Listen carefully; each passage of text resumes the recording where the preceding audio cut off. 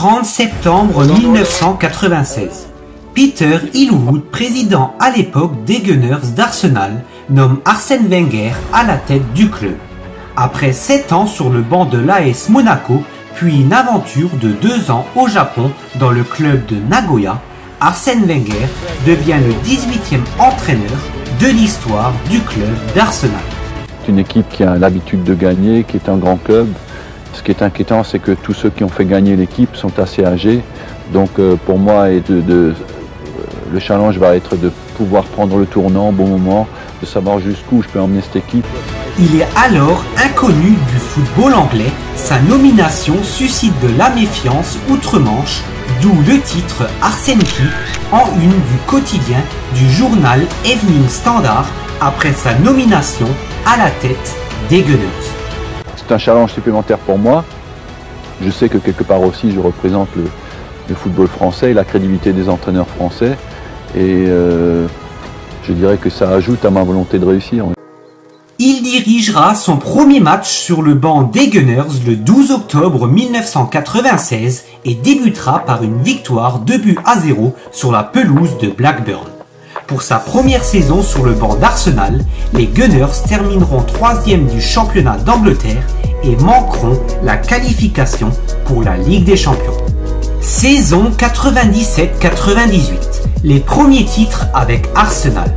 Arsenal remportera la Première Ligue ainsi que la Coupe d'Angleterre et réalisera le doublé Coupe Championnat pour la 2e fois dans l'histoire du club après 1971. La saison suivante de Première Ligue proposera une lutte sans merci pour le titre de champion d'Angleterre entre Manchester United et Arsenal. Les Red Devils de Sir Alex Ferguson devanceront les Gunners d'Arsène Wenger d'un petit point au classement. Après la méfiance du peuple et de la presse britannique après l'arrivée de Wenger à Arsenal en 1996, Ferguson, qui dominait l'Angleterre avec son équipe de Manchester United, était la tête d'affiche du championnat d'Angleterre.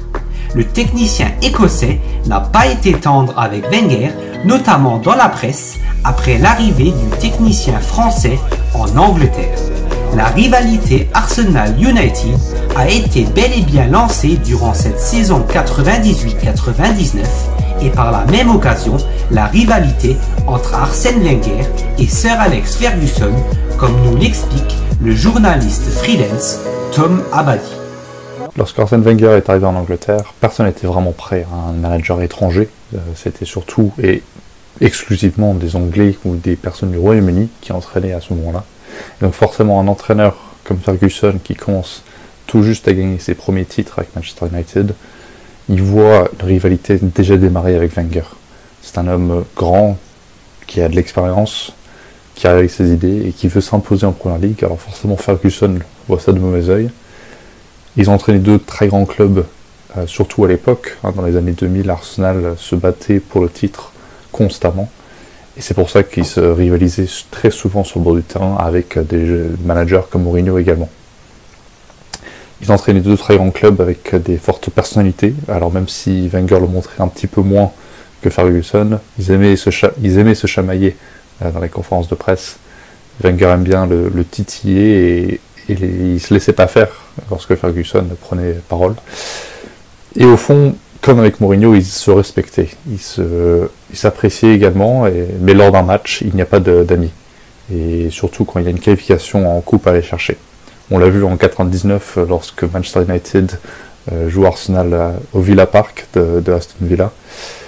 À la dernière minute, Bergkamp peut qualifier son équipe en finale sur un penalty, mais il le rate avant que Ryan Giggs aille qualifier Manchester United avec un but magnifique tout seul.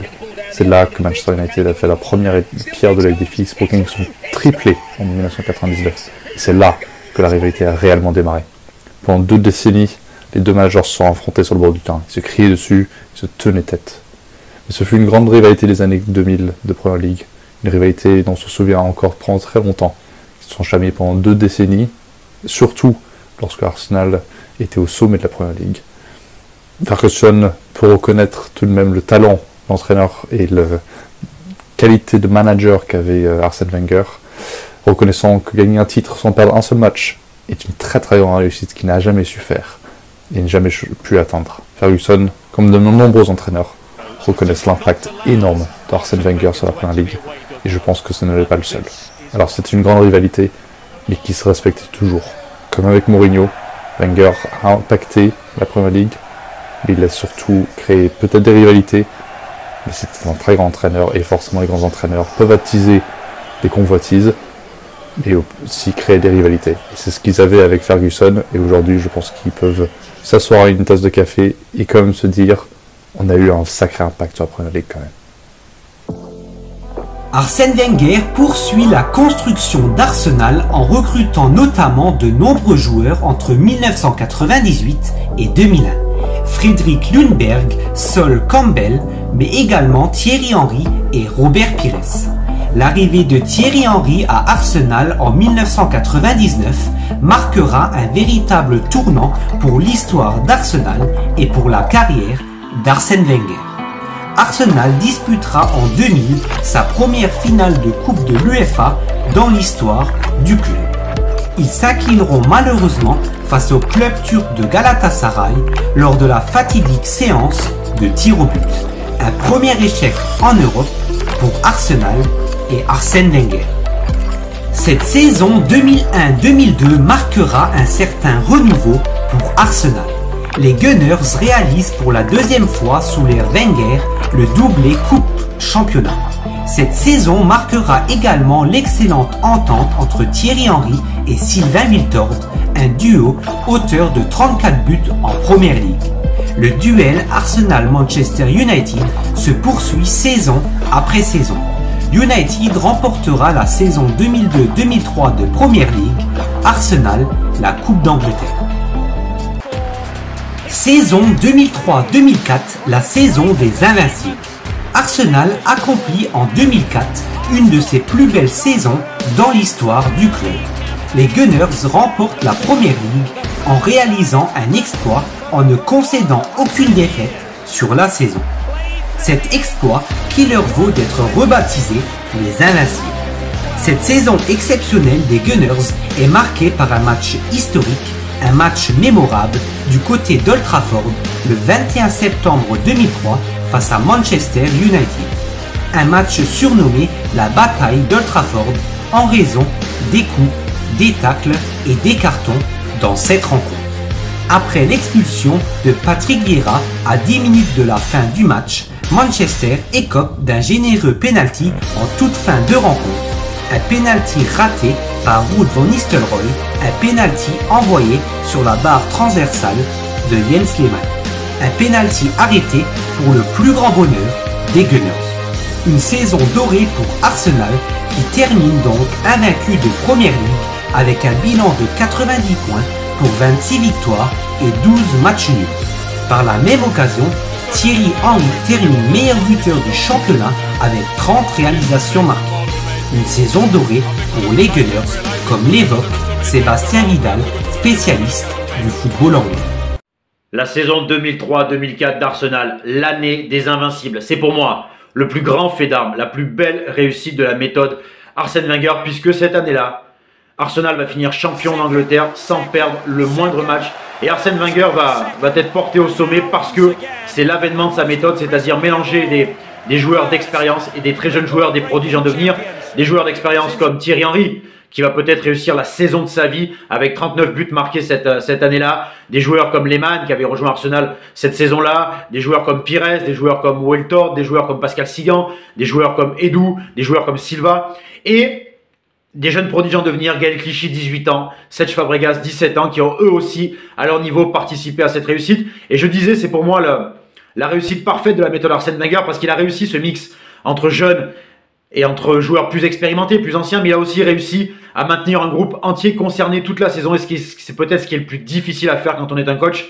C'est-à-dire que l'équipe type, c'est facile parce qu'elle est toujours concernée, elle joue, mais il a réussi à maintenir des remplaçants au niveau, et tout le monde a été vraiment au niveau cette saison-là. Il a peut-être manqué à Arsenal cette année-là un meilleur parcours en Ligue des Champions, parce qu'on se rappelle, ils ont été éliminés en quart de finale de la Ligue des Champions par Chelsea. Mais 2003-2004 restera pour moi la plus belle année des Gunners, la plus belle réussite d'Arsène Wenger, et on l'a vu.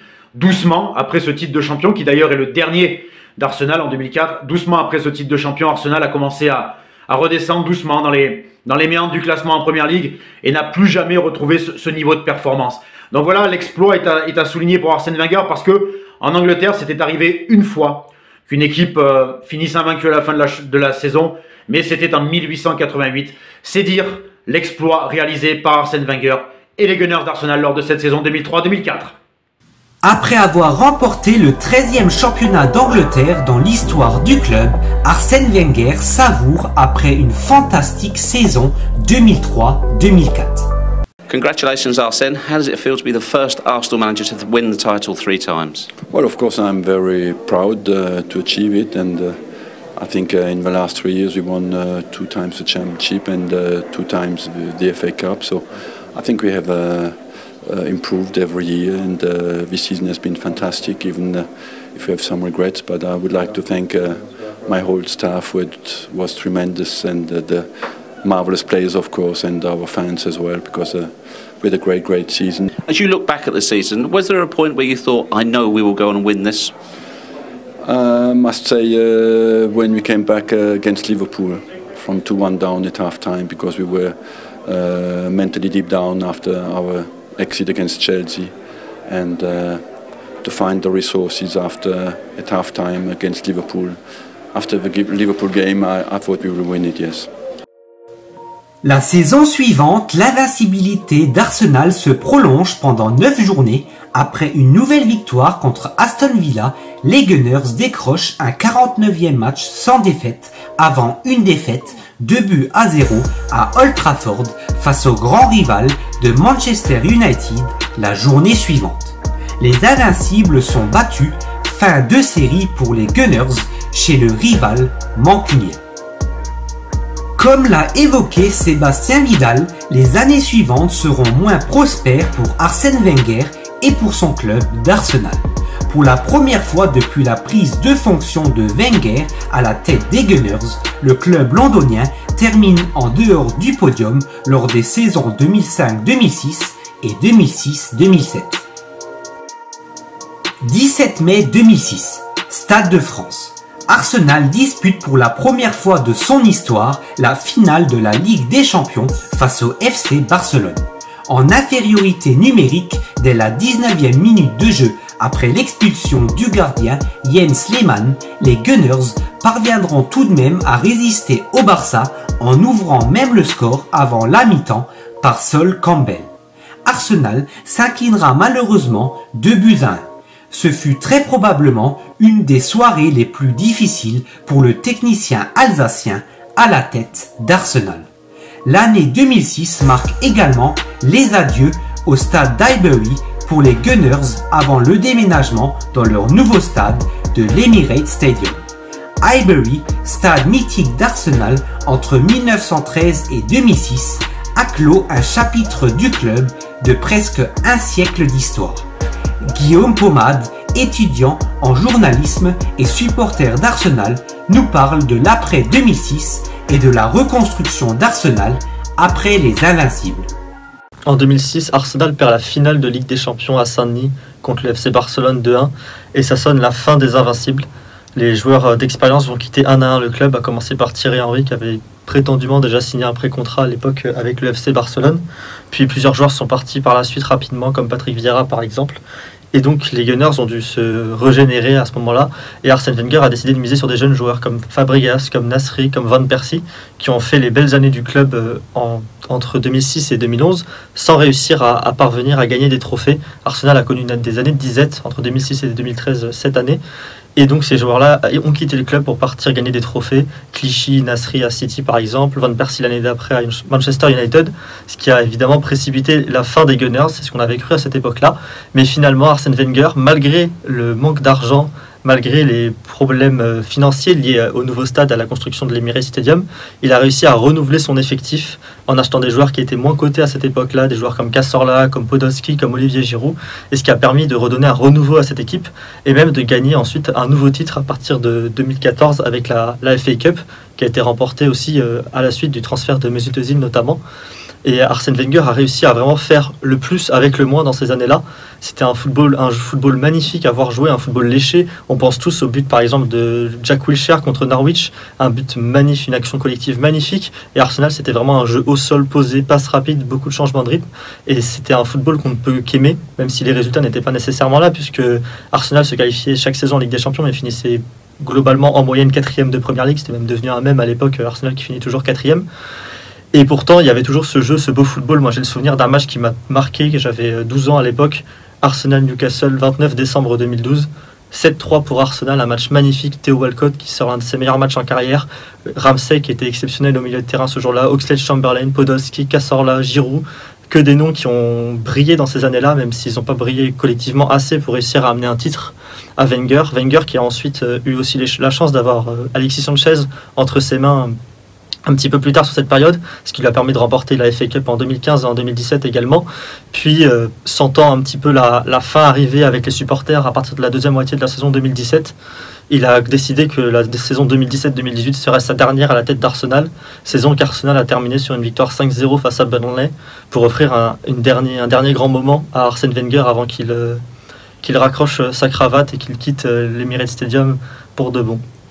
Comme évoqué par Guillaume Pomade, les Gunners ne sont plus au sommet de la Premier League, mais feront preuve d'une certaine régularité au classement en étant 3e ou 4e saison après saison entre 2007 et 2015.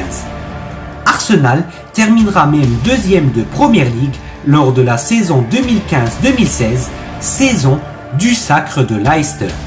En termes de palmarès dans les années 2010, Arsène Wenger remportera avec Arsenal 3 FA Cup et 3 Community Shield en 2014, 2015 et 2017.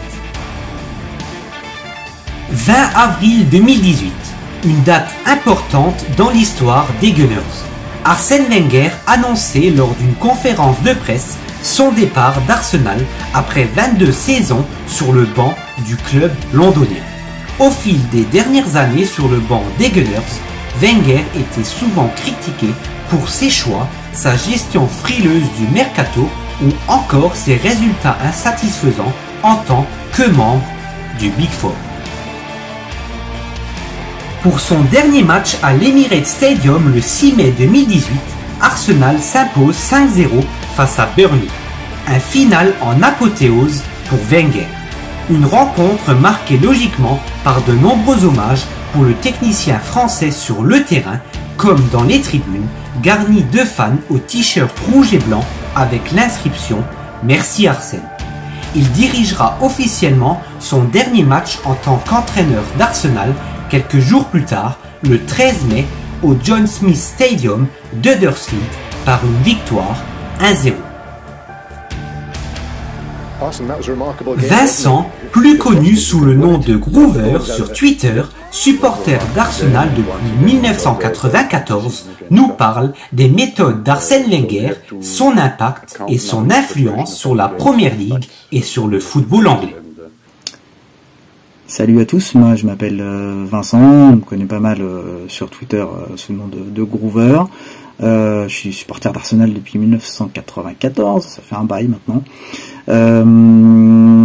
Résumé 20 ans d'Arsène Wenger, c'est une sacrée tâche. Moi ce que je retiendrai c'est précurseur. Voilà, c'est quelqu'un qui a pendant très longtemps été en avance sur son temps, qui a apporté énormément au football anglais, pas seulement à Arsenal. C'est quelqu'un qui a profondément changé les habitudes, la perception même de ce sport au sein de l'élite anglaise. D'abord parce qu'il a impacté des carrières de joueurs qui étaient des joueurs importants dans le foot anglais, Ian Wright, Tony Adams.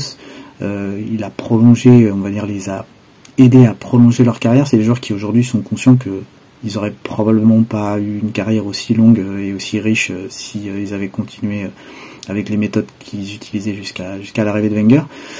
Un des symboles, c'est quand même le centre de Colney. Moi, c'est quelque chose qui m'avait beaucoup marqué à l'époque, c'est que non seulement de faire gagner l'équipe, c'était important pour lui, mais aussi véritablement de transformer le club en profondeur dans ses structures. Et le centre de Colney dès 2001, ça a été un truc vraiment symbolique et très important dans la façon dont le club a évolué, qui a continué à évoluer avec le club et à s'améliorer, etc.